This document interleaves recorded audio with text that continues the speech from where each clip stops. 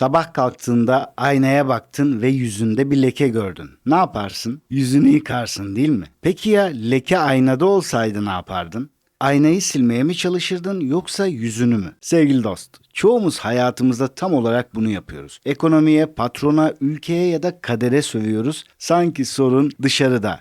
Yani aynada gibi. Oysa her zaman sorun ya da leke bizim yüzümüzde. Bugün Stefano Danno'nun Tanrılar Okulu eserini konuşacağız. İtalyan bir ekonomist ve felsefeci olan Danno'nun eseri bugüne kadar en çok etkilendiğim kitaplardan biri. İsmi ve yazarın zaman zaman insanlardan bir tanrı gibi bahsetmesi çok hoşuma gitmese de biz alacağımız mesajlara bakabiliriz. Bu ifadeleri de şöyle yorumluyorum. Bir bakıma bizim inancımızdaki eşrefi mahlukat ifadesine benziyor. İnsanın kendisine üflenen o ilahi ruhun potansiyelini fark etmesi için yapılan bir çağrı gibi. Kitabın tarzı çok etkileyici. Hemen girişte hırslı, başarılı ama bir türlü mutluluğu, huzuru yakalayamamış olan kahramanımızın öz benliğiyle yani Dreamer ile karşılaşmasını çok güzel bir şekilde aktarıyor. Ve öz benliği yani içindeki o potansiyel ona şunu söylüyor. Sen uyanık olduğunu sanıyorsun ama aslında derin bir düşteymiş gibi yaşıyorsun.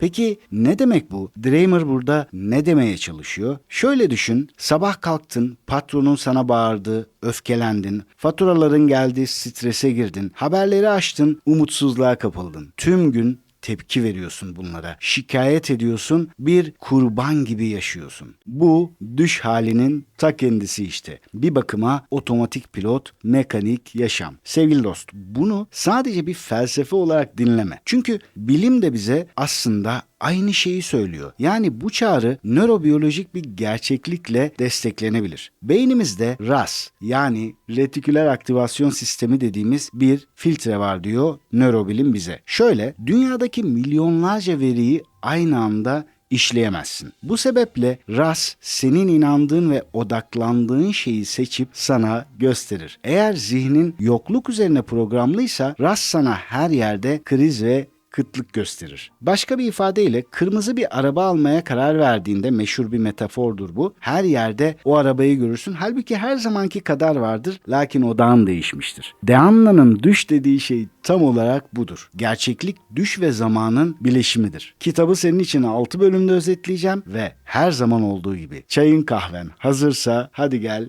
başlayalım. Birinci bölüm Dreamer ve İçsel özbenliğin hikayesi. Kitapta karşımıza çıkan Dreamer figürü aslında dışsal bir öğretmen değil, o senin en yüksek versiyonun yani özbenliğin. Dreamer aslında her birimize her an fısıldar. Bazen de sarsmak için bağırır çağırır ama biz dış dünyanın gürültüsünden, hırslarımızdan ve o bitmek bilmeyen daha çok arzumuzdan ötürü onu duyamayız. Yazarın da tam böyle bir anında karşısına çıkıyor zaten Dreamer. Yazarın o en samimi olduğu kendi kendiyle konuşmaya başladığı anda karşısına dikiliyor ve bize şunu söylüyor. Ben senim. Yazar bize burada çok önemli bir kapı açıyor. Duymalısın diyor. Eğer istersen sen de duyarsın, istersen sen de görürsün. O iç benlik aslında yaratılışta bize emanet edilen o muazzam potansiyelimizdir. Bir bakıma ruhumuzdur. Yani içimizden muhteşem bir yankıdır. Dreamer'ın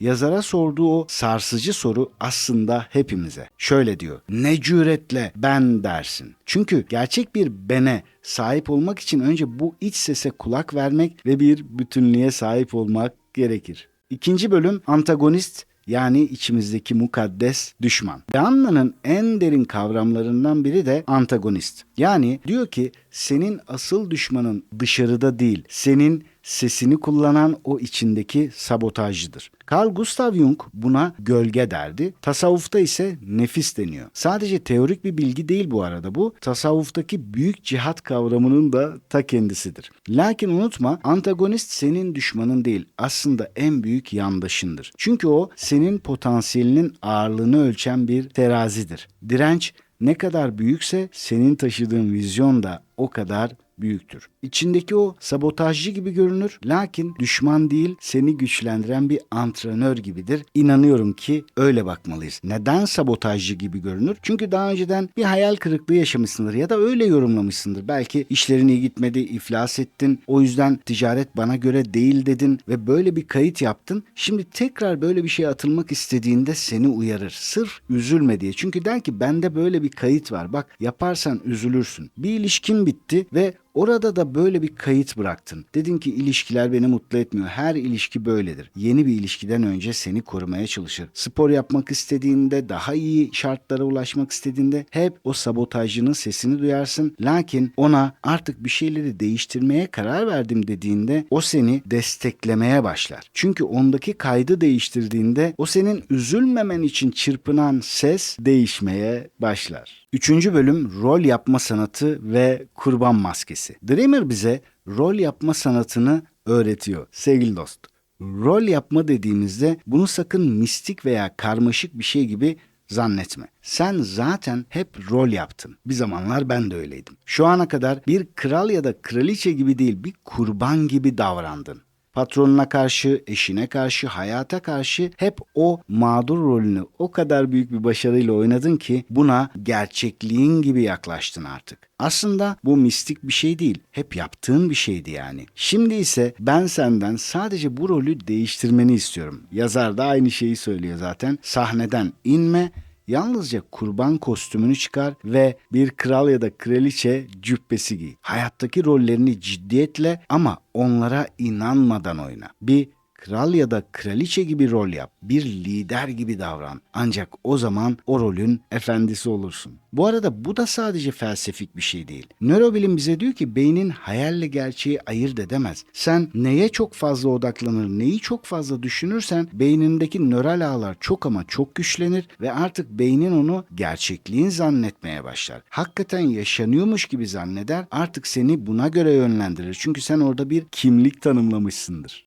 Dördüncü bölüm kahramanın yüzleşmesi. Kitabın kahramanı tüm hatalarının, borçlarının, başarısızlıklarının kaynağının kendi oluş hali olduğunu anladığında devrim başlıyor. Buna sorumluluk bende diyebiliriz. Başına gelen her şeyin sorumluluğunu aldığında değişim gücünü dışarıdan alıp kendi ellerine toplarsın. Ev sahibinden müşterine kadar herkesi oraya sen koydun çünkü içindeki bir çatışmanın dışarıdaki temsiline ihtiyacın vardı. Bu farkındalık tasavvuftaki ayağını sabite ve ayna metaforlarıyla ne kadar da örtüşüyor değil mi? İnsan gerçek manada ya da mecazi olarak aynanın karşısına geçip kendi gözlerinin içine bakıp bütün sorumluluk bende. Dolandırılsam da, kazıklansam da, birileri arkamdan vursa da onlara o alanı açan bendim diyene kadar ya da biri kendini aldatıyorsa, ilişkisinde gerçekten haksızlığa uğruyorsa aynı şekilde ona o alanı açan benim, sorumluluk benim. Ben değiştiğimde o da değişecek ya da hayatımdan çıkıp gidecek demediğin sürece, benim yaklaşımım değişmediği sürece ne ev sahibim, ne müşterim, ne patronum değişmeyecek demediğin sürece gerçek bir uyanış olmuyor. Kitabın en sevdiğim bölümlerinden biri de işte buydu.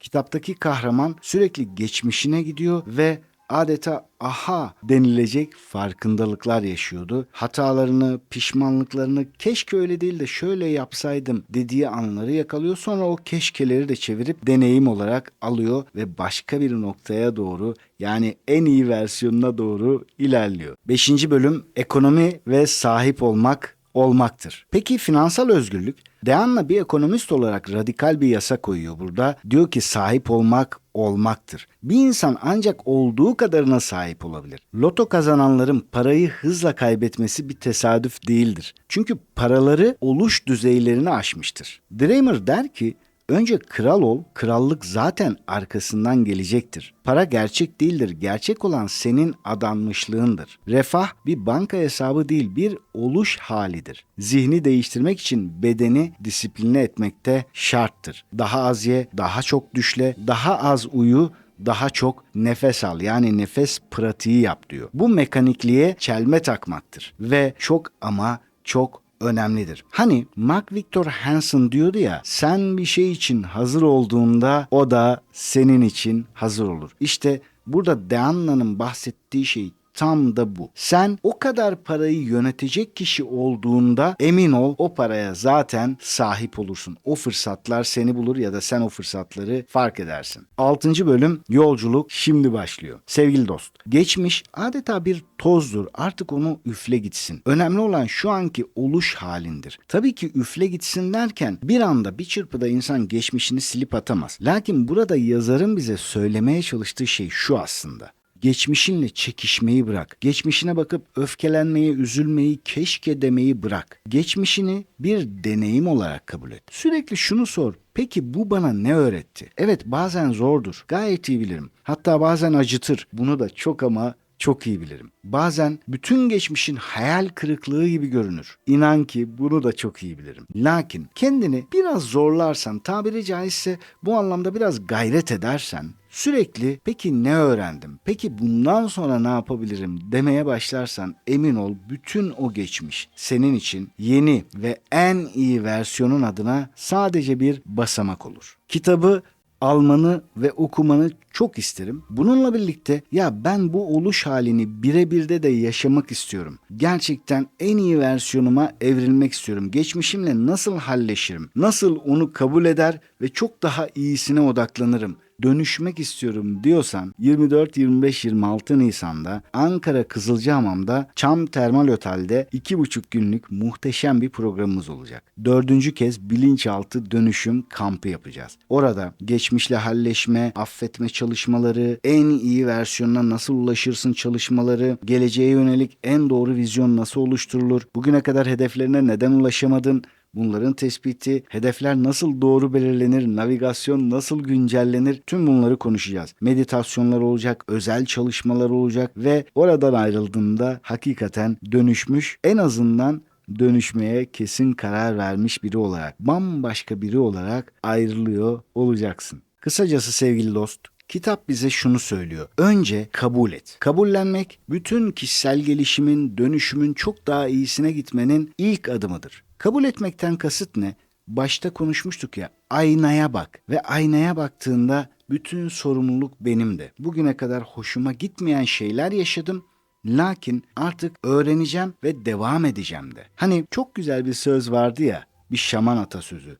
Ders sen öğrenene kadar devam eder diye. Yani öğrendim diyene kadar dersler aynı şekilde tekrarlanır. Hayatındaki herhangi bir acı sen öğrendim dediğin anda emin ol seni terk eder. Artık seninle bir işi kalmaz. Dolayısıyla bugün hayatında nasıl bir acı olursa olsun, finansal olarak istediğin noktada değilsin. Geçmişe bak ve bir şeyleri kabullen. Hata yaptığını kabullen. Lakin tekrar yapmak için kendine izin ver. İlişkilerin hata yaptığını kabullen ve çok daha iyisi için kendine izin ver. Kendini baltalama. Bütün ilişkiler böyledir. Bütün kadınlar şöyle, bütün erkekler böyle demeyi bırak. Benim ticarette nasibim yok. Ben daha fazlasını kazanamam. Çok mal haramsız olmaz demeyi bırak. Sadece şunu söyle. O zamanki ben olarak bunu yapabildim. Bugün çok şey öğrendim ve daha iyisini yapabilirim. Fırsatları kucaklamaya hazırım. Louis Hay diyordu ya, sen kollarını açmazsan hayat sana nasıl verebilir ki? Kollarını açmak için önce kabullenmek gerekir. Önce olduğun kişiyle vedalaşmaya kararlı olmak gerekir. Fernando Flores çok güzel söylüyordu. Kendini keşfetmek, kendin olmakta ısrar etmeyi bırakınca gerçekleşir diyordu. Umarım sen de bu kitabı bir an önce alır ve bir an önce bu dönüşümü başlatırsın ya da 24-26 Nisan'daki kampımızda seninle buluşuruz ve bunları çok daha derinlemesine konuşuruz. Bitirirken içimizdeki antagonisti yenerken dışarıdaki mazlumları da unutmayalım istiyorum. Filistin'de, Doğu Türkistan'da, Sudan'da süregelen o zulme karşı uyanık olmak bence bizim insanlık borcumuzdur. Onlar için dua edebiliriz, bütçemiz nispetinde yardımlar yapabiliriz, unutulmamasını sağlayabiliriz ve boykot edebiliriz. Boykot sadece ekonomik bir tercih değil, soylu bir duruştur. Paramın kardeşlerimin üzerine bomba olarak dönmesine izin vermiyorum, istemiyorum demektir. Unutma, dünya böyle çünkü biz böyleyiz. Biz değişirsek dünyada değişebilir. Özellikle de boykotun gücünü kullanarak herkesin ama herkesin içindeki o dünyayı değiştirme isteğine karşılık bulacağına ben yürekten inanıyorum. Bir sonraki videoda buluşana kadar kendine çok iyi bak. Sevgiler, selamlar.